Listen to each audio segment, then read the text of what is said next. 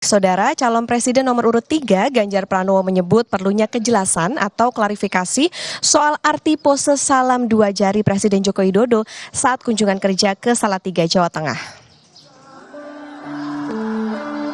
Ini disampaikan Ganjar di sela agenda kampanye di Ciawi Gebang, Kuningan, Jawa Barat. Menurut Ganjar, perlu kejelasan apakah acungan jari Joko Widodo benar sebagai salam dua jari. Hal itu menjadi penting untuk menghindari potensi konflik yang bertentangan dengan demokrasi. Saya tidak tahu jarinya itu angkanya berapa ya. Kalau angkanya 2 mungkin perlu cukup klarifikasi saja. Apakah benar? Maka relasi dengan sikap dan statement boleh kampanye itu penting untuk kemudian diberikan kepada publik. Saya kira akan lebih baik kalau kemudian mereka yang punya potensi-potensi untuk bisa bertabrakan dengan nilai-nilai demokrasi itu tidak berada di jabatan publik.